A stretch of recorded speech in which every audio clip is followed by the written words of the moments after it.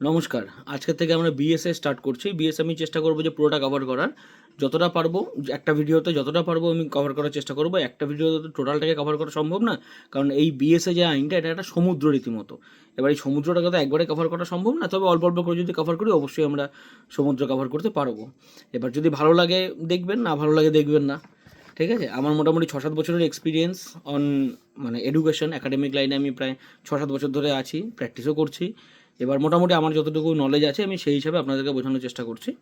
দেখুন, এবার বিএসএ যদি আমরা দেখি এখানে ১৭০টা টোটাল সেকশন পাওয়া যায়। নানা রকম মানে চ্যাপ্টারে বিভক্ত আছে। আমরা চ্যাপ্টার ধরে ধরেই আগাবো। এবার প্রথমে কিছু বেসিক জিনিস বোঝা দরকার। যে কোনো আইন যখন আমরা শুরু করি তখন আমাদের কী থাকে, প্রথমে কিছু ইন্ট্রোডাক্টরি পার্ট থাকে এবং তার সাথে সাথে কিছু ডেফিনেশনের ক্লজেস থাকে। এবার সেকশন 1 যদি আমরা দেখি এখানে বেসিক্যালি কী থাকবে, ইন্ট্রোডাক্টরি পার্ট থাকবে। যে কোনো আইনের, ভারতবর্ষের যে কোনো আইন আছে, সেকশন 1 কী বলে, তার নাম কী, তার বাড়ি কোথায় ইন দ্য সেন্স তার টেরিটোরিয়াল জুরিসডিকশন কী আছে, কোথায় অ্যাপ্লিকেবল হয় কোথায় অ্যাপ্লিকেবল হয় না, এই তো গল্প। তো এখানে বোঝার জিনিস যেটা, আমরা না একদম বেস থেকে শুরু করবো না, একটু অ্যাডভান্স লেভেল থেকে শুরু করবো যাতে মোটামুটি কভার করা যায়। কারণ একদম বেস লেভেল থেকে শুরু করলে বেস লেভেল কম বেশি সবাই বোঝে বা জানে, তো সেখান থেকে শুরু করলে বিষয়টা বেশ বোরিং টাইপ হয়ে যাবে। এবার দেখুন, সেকশন 1 যদি এখানে বলি, এখানে ফার্স্টে কী বলেছে যে the act may be called as BS, এটা বেসিক জিনিস। ক্লজ 2 কী বলেছে যে it applies all judicial proceedings, এখানটা বুঝতে হবে। হ্যাঁ, it applies on judicial proceedings in or before any court including courts ও court martial but not to affidavit presented to any court or officer, not to proceedings or an before then arbitrator. এখানে বুঝতে হবে কী বলেছে যে এই evidence একটা কোথায় লাগু হয়, লাগু হয় সমস্ত জুডিশিয়াল প্রসিডিংসে। জুডিশিয়াল প্রসিডিংস কোনগুলো? জুডিশিয়াল প্রসিডিংস সেই প্রসিজারগুলো যেখানে জুডিশিয়ারি কাজে লাগছে। জুডিশিয়ারি কথাটার মানে কি, যেটা ন্যায় বিচারের জন্য হয়। এরকম কিন্তু অনেক প্রসিডিংস আমরা দেখি যেখানে যে জায়গায় আমরা জুডিশিয়াল প্রসিডিংস বলতে পারবো না। যেরকম এক্সাম্পল, একটা পঞ্চায়েত সালিসি কমিট করছে, একটা পঞ্চায়েত সালিসি করছে, এবার সালিসির মধ্যে ওটা কিন্তু জুডিশিয়াল প্রসিডিংস না, কিন্তু ওদের একটা সালিসির মাধ্যমে কোনো গ্রামের কোনো সমস্যা মিটেও যেতে পারে, কিন্তু ওটা কিন্তু জুডিশিয়াল প্রসিডিংস না। তার মানে ওখানে কিন্তু এভিডেন্স অ্যাক্ট অ্যাপ্লিকেবল হবে না। কোথায় অ্যাপ্লিকেবল হবে? Any court. এনি কোর্ট বলতে আমরা কি বুঝি? Lower court, high court, supreme court, বোঝা গেল। Including courts martial. Court martial মানে কি? কোর্ট মার্শাল মানে সেই সমস্ত কোর্ট যেগুলো আর্মিদের আন্ডারে কাজ করছে। আর্মিদের যে মানে কোর্টটা থাকে সেটাকে আমরা বলি court martial. But not to affidavit presented to any court. Not to affidavit বলতে যে কোনো ধরনের এফিডেভিট যখন আমরা কোর্টে প্রোডাকশন করছি, আপনি যদি সিভিলের মামলা করেন সেখানে দেখবেন এফিডেভিট দিতে হয় সাক্ষীর আগে, যেটাকে আমরা এফিডেভিট ইন চিফ বলি বা এক্সামিনেশন ইন চিফ বলি। অর্ডার 19 দেখবেন অফ সিপিসি, ওখানে দেখবেন পাবেন যে এফিডেভিট দেওয়ার একটা জায়গা আছে। তো এফিডেভিট কিন্তু কখনোই জুডিশিয়াল কোর্টের আওতায় পড়ে না বা এভিডেন্সের আওতায় পড়ে। এফিডেভিট আমি দিচ্ছি মানে কি, আমি শপথ করছি। রিসেন্টলি দেখা যাচ্ছে যে এসআইআর এর ক্ষেত্রে প্রচুর মানুষ এফিডেভিট করছে, নানান যে কোনো জিনিসকে একটু ভুল সংশোধন করতে এফিডেভিট করলে হয়ে যায়। কিন্তু এফিডেভিটকে ন্যাচারালি মানুষ ভাবে যেটা একটা ওয়ান টাইপ অফ এভিডেন্স, কিন্তু এফিডেভিট নেভার অ্যান এভিডেন্স। ঠিক আছে, affidavit is never an evidence. কিন্তু এই আইনটা কোথায় অ্যাপ্লিকেবল হয় না? আরবিট্রেটারে। আরবিট্রেটার মানে কি, একজন আরবিট্রেটার থাকে যেখানে আরবিট্রেশন হয়, মানে ব্যাংকের ম্যাটারগুলো যখন আরবিট্রেশনের মাধ্যমে মেটে তখন সেখানে কিন্তু আপনি এভিডেন্স দিতে পারবেন না। ঠিক আছে, ওখানে আপনি আমরা ভাবি কি যে কোনো জায়গাতে গিয়ে এভিডেন্স দিয়ে দেবো বাস বিষয়টা মিটে গেল, না। এভিডেন্স সবাই নেওয়ার জন্য অথরাইজ না। এভিডেন্স নেওয়ার জন্য অথরাইজকে একমাত্র কোর্ট এবং জুডিশিয়াল প্রসিডিংস। কোর্ট বলতে কি বোঝা যায়? বোঝা হচ্ছে হাইকোর্ট, সুপ্রিম কোর্ট এবং লোয়ার কোর্টস। এবং জুডিশিয়াল প্রসিডিংস বলতে সেই সমস্ত প্রসিডিংস যেটা একটা কোর্টের আন্ডারে চলছে, যেরকম যেটার আন্ডারে কিন্তু এক্সিকিউটিভ ম্যাজিস্ট্রেটও ডিল করে ন্যাচারালি। বোঝা গেল? মানে এক কথা এখানে কোথাও বলে দেয়নি যে এক্সিকিউটিভ ম্যাজিস্ট্রেট ডিল হবে না। তার মানে কি, এক্সিকিউটিভ ম্যাজিস্ট্রেটের আন্ডারে আমরা যে মামলাগুলো করি সেখানেও কিন্তু এভিডেন্স কোথাও না কোথাও অ্যাপ্লিকেবল হয়। গেল। এবার ক্লজ 2 বলতে কি বলেছে, যে কোর্ট ইনক্লুডস অল জাজেস, ম্যাজিস্ট্রেট অ্যান্ড অল পার্সনস হাবিজাবি, এগুলো বোঝা যাচ্ছে। Clause B, conclusive proof. আচ্ছা, এই কনক্লুসিভ প্রুফ, শুধু কনক্লুসিভ প্রুফ পড়লে হবে না। কনক্লুসিভ প্রুফের সাথে আমাদের আরও দুটো জিনিস পড়তে হবে। একটা হচ্ছে মে প্রিজাম্পশন আর একটা হচ্ছে শ্যাল প্রিজাম্পশন। মে প্রিজাম্পশনের সেকশন হচ্ছে 2H, শ্যাল প্রিজাম্পশন 2L, আর কনক্লুসিভ প্রুফ হচ্ছে 2B। এবার জিনিসটাকে একটু ভালো মতন বুঝুন। তিনটা জিনিস হয়, may presumption, shall presumption, conclusive proof. May presumption কখন হয় বুঝতে হবে।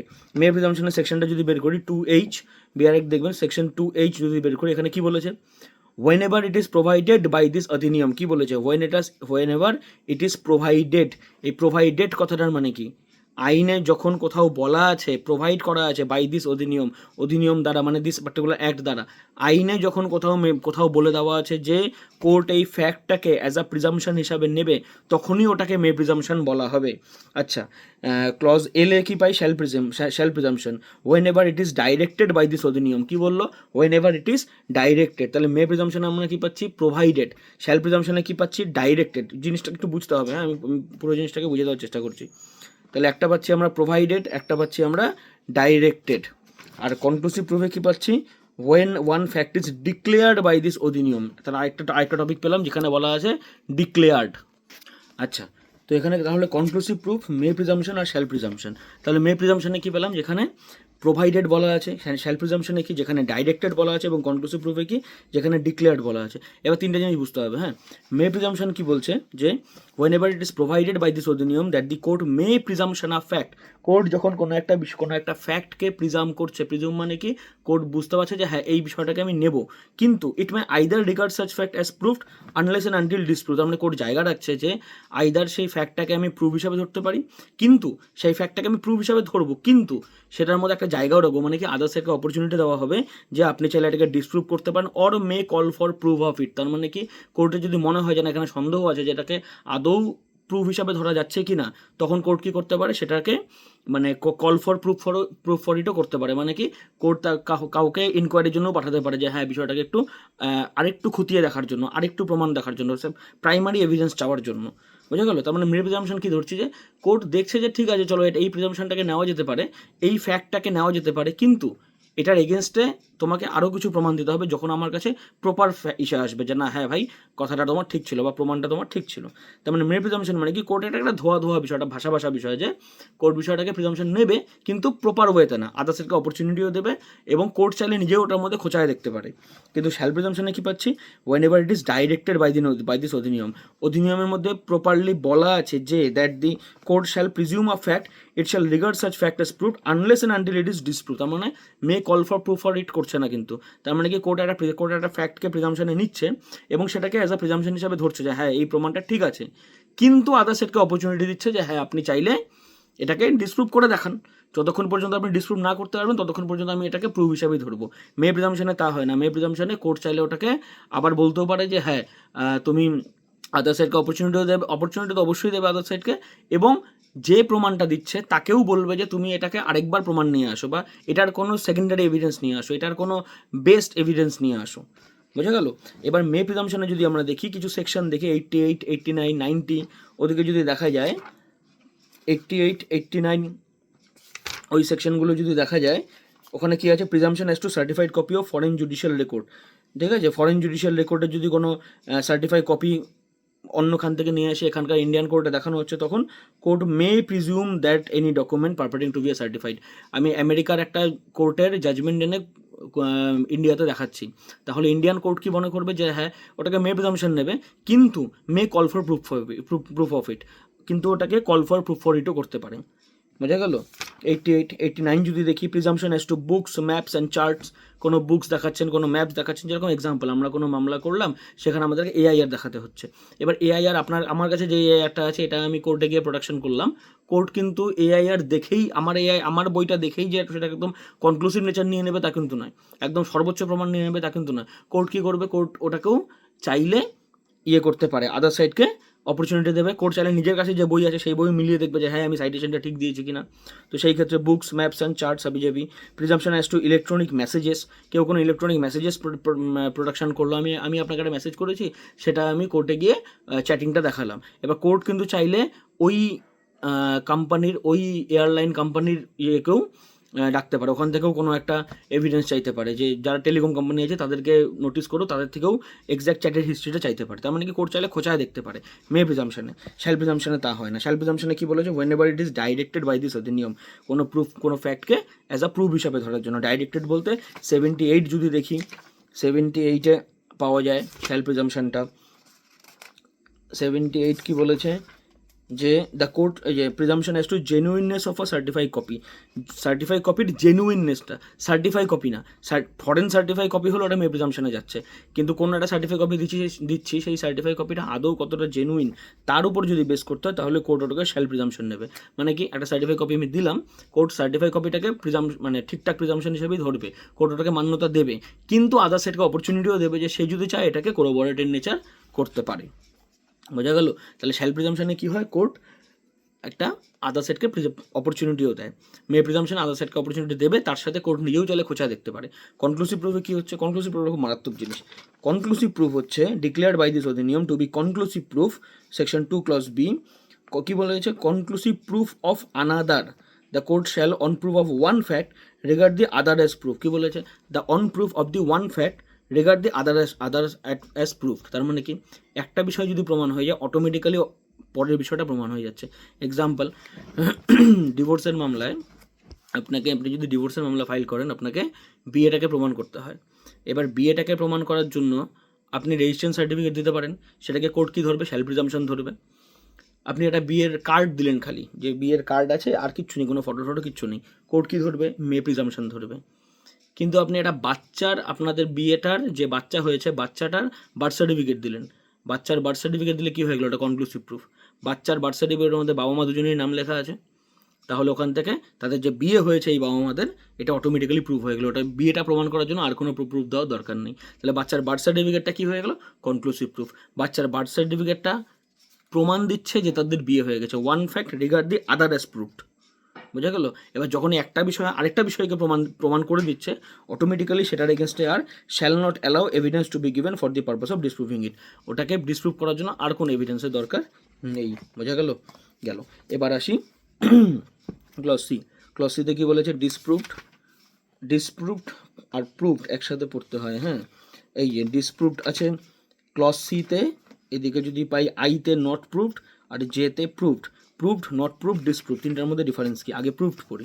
ক্লজ 2 জে কি বলেছে, a fact is said to be proved when after considering the matter before it the court either believe it to exist or consider, either believe it to exist মানে বিষয়টা যে আদৌ এক্সিস্ট করে, sure shot exist করে, court এটাকে as a believe হিসাবে নেবে, or consider its existence so probable that a prudent man ought under the circumstances of a particular case to act আপন দি সাপোজিশন অফ ইট এক্সিস্ট। তার মানে কি, কোনো একটা বিষয়কে কোর্ট প্রুফ হিসাবে তখনই ধরবে যখন কোর্ট এটাকে বিলিভ করছে, বা নর্মালি একটা এমন সার্কামস্টান্সেস ঘটেছে যেখানে যে কোনো মানুষ দেখে বলবে যে হ্যাঁ এই ঘটনাটা ঘটেছে। একটা মানুষের, একটা মেয়ে মানুষ যার হাতে মানে কাটা, শরীরে কাটা, বডিতে কাটা, রক্ত ঝরছে, সে যদি এসে বলে আমাকে আমার হাজব্যান্ড মেরেছে, আমাকে আমার শ্বশুর বাড়ির লোক মেরেছে, ওটাকে ন্যাচারালি ধরা হবে যে হ্যাঁ তার সাথে 498 কমিট হয়েছে। পুলিশ ওই রকম অবস্থায় যদি দেখে, একদম জামা কাপড় ছেঁড়া, রক্ত বেরোচ্ছে, এরকম অবস্থায় যদি দেখে, পুলিশ ধরবে যে হ্যাঁ এর সাথে একটা ক্রাইম ঘটেছে। তো নর্মালি একটা প্রুডেন্ট ম্যান দেখে, প্রুডেন্ট ম্যান মানে কি, সাধারণ মানুষ, একটা সাধারণ মানুষ দেখে যদি মনে করে যে হ্যাঁ এই ঘটনাটা ঘটেছে শিওর শট, তার মানে ওটা প্রুভড। বোঝা গেল? নট প্রুফ কি বলেছে, a fact is said to be not proved when it is neither proved not disproved. Not proved মানে কি, না বিষয়টাকে প্রমাণ করা গেছে, না বিষয়টাকে প্রমাণও করা যায়নি, মানে ভয়েডেবল ইন নেচার, মাঝামাঝি অবস্থায় আছে, যে এভিডেন্স দেবে তারটাই তখন কনক্লুসিভ ইন নেচার দাঁড়াবে। সিতে কি বলে, ডিসপ্রুফ। ইন ডিসপ্রুফ ঠিক উল্টো জিনিস, যে court either believe that it does not exist, court মনে করে যেন এরকম কোনো ঘটনা ঘটেইনি, বা এমন এতটা নন এক্সিস্টেন্সের প্রবাবিলিটি আছে যেখানে একটা নর্মাল সাধারণ মানুষও দেখে বলবে যে না ভাই তোমার সাথে এই ঘটনা ঘটতে পারে না।